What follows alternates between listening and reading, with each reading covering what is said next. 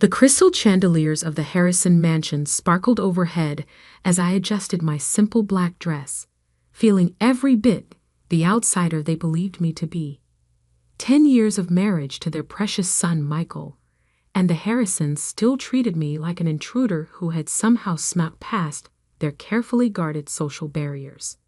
"Olivia, darling, that dress is quaint," Victoria Harrison, my mother-in-law, said with a practiced smile that never reached her eyes. "Though I suppose it's the best you could do on your limited means." I returned her smile, touching the strand of pearls at my neck, the only piece of jewelry I wore. "Thank you for noticing, Victoria. Sometimes simple is best." She wouldn't understand that my limited means was a choice, not a necessity. That the small consulting firm I ran from a modest office downtown was just the tip of the iceberg. That while they flaunted their wealth with gaudy displays like tonight's party, I had spent the last decade quietly building something far more substantial. The Harrisons' annual summer gala was in full swing, their sprawling mansion filled with Boston's elite. Doctors, lawyers, old money families, all gathered to pay homage to what they believed was one of the city's most powerful dynasties. If only they knew how hollow that power had become. "Mother, please." Michael appeared at my side, champagne flutes in hand. "Must you always criticize?" I accepted the champagne, letting my fingers brush against his. Despite his family's best efforts, our marriage had remained strong. Michael had chosen me over their objections, loving me for who I was, not the social status they craved. "I'm simply trying to help," Victoria sniffed. "Someone has to maintain our family standards." Before Michael could respond, his father's voice boomed through the grand ballroom. "Welcome, everyone." Robert Harrison stood on the marble staircase, commanding attention as he'd done for 40 years as CEO of Harrison Financial Group. "Thank you all for joining us to celebrate another record year." The crowd applauded politely. They didn't know that those record numbers were built on sand, that Harrison Financial Group was teetering on the edge of collapse, held together by smoke, mirrors, and desperate measures. I knew because I had watched it happen, had traced every questionable transaction, every covered-up loss, every attempt to maintain the illusion of success. Not out of malice, but because I had to protect what was mine. "And of course," Robert continued, his gaze finding me in the crowd, "we must acknowledge all members of our family, even those who perhaps don't quite measure up to the Harrison name." The subtle dig drew knowing chuckles from the crowd. Michael's hand tightened around mine, but I squeezed back reassuringly. Let them laugh. They didn't know what was coming. Victoria seized the moment, raising her voice just loud enough to carry. "Well, we all know why she married into the family, don't we? A classic gold digger, if I ever saw one." The whispers spread like wildfire through the ballroom. I could feel the stares, see the smirks. Michael started to protest, but I touched his arm, stopping him. I glanced at my watch, an understated Patek Philippe that cost more than Victoria's entire jewelry collection. "Actually," I said calmly, "I think it's time for some truth-telling." Robert's face darkened. "Now see here." 3, I counted down, my voice carrying in the sudden silence. "What are you doing?" Victoria demanded. 2, I smiled, remembering the exact moment I had discovered their desperate attempt to save their crumbling empire. 1, right on cue, Robert's phone rang, then Victoria's, then the phones of every board member present at the party. I watched as they reached for their devices, confusion turning to horror as they read the messages. "This is impossible," Robert whispered, his face ashen. All our accounts. They're empty? I supplied helpfully. Yes, I imagine your bank is quite concerned about the irregular transfers they've discovered. Decades of mismanagement, hidden losses, illegal manipulations. It's all coming to light now. Victoria's perfectly manicured hand trembled as she gripped her phone. What have you done? Me? I haven't done anything except protect my investments. You see, while you were all busy mocking my little consulting firm, I was building something real. And over the last 5 years, I've been quietly buying up Harrison Financial Group's debt, becoming your largest creditor. The ballroom erupted in chaos as the truth began to sink in. Robert Harrison, the great financial titan, had driven his company to the brink of bankruptcy, and in his desperate attempts to hide it, he played right into my hands. Why? Michael asked softly beside me. Not angry, just curious. He'd known something was coming, had seen me working late nights, had trusted me even when I couldn't tell him everything. Because 10 years ago, your family tried to destroy me rather than accept me, I said, loud enough for everyone to hear. They thought I was nothing but a gold digger. So I decided to show them what a real financial predator looks like. Victoria lunged forward, her composure finally cracking. You scheming little... Careful, I cut her off. You really can't afford to make enemies right now. Especially not with the person who owns your fate. Security guards began entering the ballroom, not the Harrisons' personnel, but my own team. As the party dissolved into panic and confusion, I took Michael's hand. I'm sorry I couldn't tell you everything, I said quietly, but I had to protect you too. He looked at me, then at his shell-shocked family, and finally at the empire crumbling around us. What happens now? I smiled, thinking of the plans I'd spent years preparing. Now we rebuild something honest, something real. That is, I hesitated for the first time that evening, if you're still with me? Michael's answer was to pull me close and kiss me, right there in front of everyone. When we parted, he was grinning. Always.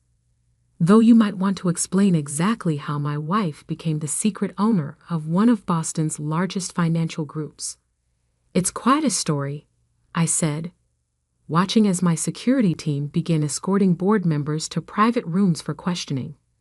And it started the day your mother called me new money trash at our engagement party. The night was still young, and I had only begun to reveal the true extent of what I'd built in the shadows of their arrogance. The Harrisons had wanted a gold digger? Well, they were about to learn the difference between someone who takes wealth and someone who creates it. The Harrison mansion felt different in the cold light of morning. The crystal chandeliers that had sparkled so brightly at last night's party now cast weak shadows across the empty ballroom where everything had changed. I sat in Robert Harrison's personal study, my study now, reviewing documents as the family gathered in the living room, trying to comprehend their new reality. Mrs. Harrison, my assistant, Thomas, appeared at the door. They're ready for you. I smiled at the irony. For 10 years, Victoria had insisted I didn't deserve the Harrison name. Now I owned it in ways she never had. It's time to tell them everything, I said, gathering my files. From the beginning. Walking into the living room, I saw the toll the night had taken. Robert Harrison's usual commanding presence had crumbled. He sat slumped in his leather armchair, looking every bit his 65 years. Victoria's perfect makeup couldn't hide her sleepless night, and their daughter Amanda's designer outfit seemed out of place now, like a costume she'd forgotten to remove. Only Michael, my husband, looked calm. He sat slightly apart from his family, watching me with a mix of pride and curiosity. He'd spent the night listening to the full story of how I'd orchestrated everything. And rather than anger, he'd shown admiration for how I'd protected us both. "Well?" Robert's voice cracked. "Are you here to gloat?" I took a seat, spreading the documents on the coffee table. "I'm here to explain. You all deserve to know how this happened. It started exactly 10 years ago, at my engagement party to Michael." Victoria flinched, remembering. "You called me new money trash," I continued, looking directly at her. "But that wasn't the worst part. That same night, I'd overheard you and Robert plotting to destroy my father's company." "We did no such thing," Victoria protested, but her face betrayed her. September 15th, 2014, I read from a document. Harrison Financial Group initiated a hostile takeover of Sullivan Industries, my father's company. You leveraged inside information, called in political favors, and broke about a dozen SEC regulations. 3 months later, my father's life's work was gone. "Business is business," Robert muttered, but he couldn't meet my eyes. "My father died thinking he'd failed," I said quietly. "He never knew you cheated." That was when I decided to learn exactly how the game was played. I pulled out another file, my acceptance letter to Harvard Business School. While you were all sneering at my little consulting work, I was earning my MBA. Nights, weekends, studying every aspect of corporate finance and acquisition strategies. But more importantly, I was making connections. The next document made Robert's eyes widen. A photograph from a charity gala 5 years ago. In it, I was shaking hands with William Porter, CEO of First Boston Bank. "Bill Porter?" Robert whispered. "But he's my mentor," I finished. "Turns out we had something in common. You tried to destroy his first company too, back in the 90s. He was very interested in helping me understand the true state of Harrison Financial Group." I laid out more papers, financial records, audit reports, evidence of the slow but steady decline of the Harrison empire. "You've been covering up losses for years, cooking the books to maintain the illusion of success. When the 2020 market crash hit, you started making desperate moves. That's when I saw my opportunity. Through shell companies and blind trusts, I began buying up Harrison Financial's debt. Every time you needed a bailout, every emergency loan you took, it all came from companies I controlled.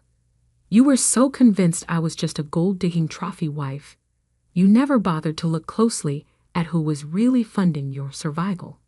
Amanda, who had been silent until now, leaned forward. "But where did you get that kind of money? Even with a successful consulting firm?" I smiled. "Remember 3 years ago, when that mysterious tech startup revolutionized financial security software? The one Harrison Financial paid millions to use. Quantum Shield Technologies," Robert breathed. "That was you. My little consulting firm developed it.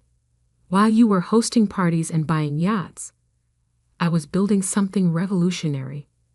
The software you paid millions for, I used that money to buy more of your debt.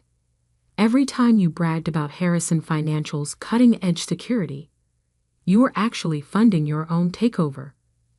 Victoria stood suddenly, her composure cracking. "This is ridiculous. We'll fight this. We have lawyers, connections." "Your lawyers quit this morning," I interrupted calmly. "Your political connections won't return your calls.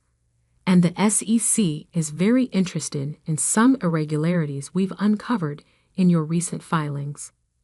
I turned to Michael, who had remained quiet throughout my explanation. "I never wanted to hurt you," I said softly. "Everything I did was to protect us from what I knew was coming. Your father's company was failing. If I hadn't stepped in, everything would have collapsed anyway, but the fall would have taken you down too. Michael reached for my hand, squeezing it. I understand. I think I've always known something wasn't right with the company.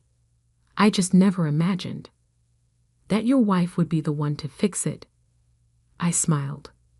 Remember when you asked why I insisted on that prenup, making sure I could never claim Harrison assets?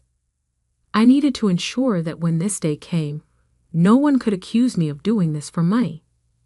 Very touching, Robert cut in, his voice bitter. So now what?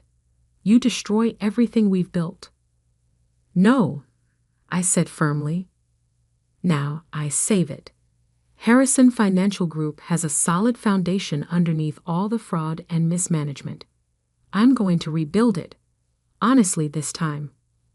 I pulled out one final document. This is my offer. You all maintain your personal assets, homes, cars, savings. I'm not interested in destroying your lives. But Harrison Financial Group will be completely restructured under my leadership. And if we refuse, Victoria asked, though her voice lacked conviction, then I turn over evidence of financial fraud to the SEC. And you learn what it's really like to lose everything. I stood up, smoothing my skirt. You have 24 hours to decide. As I turned to leave, Amanda spoke up. Wait, all these years, when we were mocking you, looking down on you, you were smarter than all of us, weren't you? I paused at the door. I wasn't smarter. I was just willing to work harder, dig deeper, and wait for the right moment. You all thought I married Michael for the Harrison money. The truth is, I married him because he was the only one in this family who saw me for who I really was. And who is that? Robert asked. Someone who builds things, I said simply. Someone who creates value instead of just spending it. You wanted a gold digger? Well, now you have something much more dangerous. A woman who knows exactly what her worth is. Leaving them to consider their options, I walked through the mansion's grand hallway, my heels clicking on the marble floors. The next 24 hours would determine the future of the Harrison legacy. But whatever they decided, I knew one thing for certain. I had already won. Thomas fell into step beside me. The board members are gathering for the emergency meeting, and the financial press is starting to ask questions. I nodded, already focusing on the next phase of my plan. The Harrisons' decision was almost irrelevant now. I had built something bigger than their empire, something that would reshape Boston's financial landscape. One more thing, Thomas added with a slight smile. Mrs. Victoria Harrison's country club membership has been suspended. Apparently, there are some concerns about her family's financial stability. I couldn't help but smile. Sometimes the smallest victories were the sweetest. As my car pulled away from the mansion, I caught a glimpse of Victoria watching from an upstairs window. For 10 years, she had seen what she wanted to see: a social climber, a gold digger, an unworthy addition to her perfect family. Now she was finally seeing the truth, and the view was very different from the bottom looking up. 1 month after the party that changed everything, I stood at the floor-to-ceiling windows of my new office on the top floor of Harrison Financial Group's headquarters. The view of Boston's skyline was exactly the same as it had been from Robert's office, but everything else had changed. The headline in the Financial Times on my desk said it all. Harrison Financial Group emerges stronger under new leadership. How Olivia Sullivan Harrison transformed a failing dynasty. My phone buzzed, a message from Michael. Ready for this? Today was the day of reckoning. The Harrisons had taken their 24 hours, then asked for more time. I'd given them a month to fully understand their new reality. Now it was time to determine the future of their legacy. Send them in, I told my assistant. They entered as a family, but not with their usual arrogance. Robert had traded his bespoke suits for more modest attire. Victoria's jewelry was noticeably simpler. Amanda watched everything with new eyes, as if seeing the world clearly for the first time. "Please, sit." I gestured to the conference table where Thomas had arranged documents for everyone. "Before we start," Robert said, his voice lacking its usual boom, "I want you to know we've been watching what you've done this past month. The changes you've made to the company. They're remarkable," Amanda finished. "The restructuring, the new client protections, the transparency initiatives, the market's responding better than ever." I nodded, remembering the late nights and early mornings of the past month. While the Harrisons were adjusting to their new reality, I'd been implementing the plans I'd spent years developing. Harrison Financial Group was never beyond saving, I said. It just needed honest leadership. "Now shall we discuss your decision?" Victoria straightened in her chair. "We've had extensive family discussions. Your offer to let us keep our personal assets in exchange for complete control of the company." She paused, swallowing her pride. "We accept." "Good," I said, sliding documents across the table. "But that's no longer my only offer." They looked up in surprise. "Robert," I turned to my father-in-law. "You spent 40 years building this company. Yes, you lost your way, made serious mistakes, and nearly destroyed everything. But the foundation you built was solid. I'm offering you a position as advisory director. No executive power, but your experience could still be valuable if you're willing to work with integrity this time." Robert's hands trembled as he reached for the contract. "You trust me, after everything?" "Trust is earned," I said firmly. "This is a chance to earn it back." "Amanda," I continued, turning to my sister-in-law, "you got an MBA from Wharton that you've never really used, too busy playing socialite. I'm offering you a junior executive position, not because you are Harrison, but because I've seen your analysis of our recent changes. You've got good instincts when you actually use them." Amanda's eyes widened. For the first time, someone was seeing her as more than just a rich man's daughter. "And Victoria," I turned to my mother-in-law, who tensed visibly, "your social connections are extensive. I'm offering you a role in our client relations department, focusing on charitable initiatives. You're good at bringing people together when you want to be. Let's put that talent to actual use." Victoria's carefully maintained composure cracked slightly. "Why? Why offer us anything? You've won. You could destroy us completely." "Because this was never about destruction," I said quietly. "This was about transformation. Of the company, yes, but also of this family." I stood up, walking back to the window. 10 years ago, you rejected me because I wasn't from your world. You called me a gold digger because you couldn't imagine I might have value beyond money. So I'd built something bigger than money. I'd built real worth. Turning back to them, I continued. Every insult, every snub, every dismissal, they just motivated me to work harder. While you were protecting your social status, I was creating actual value.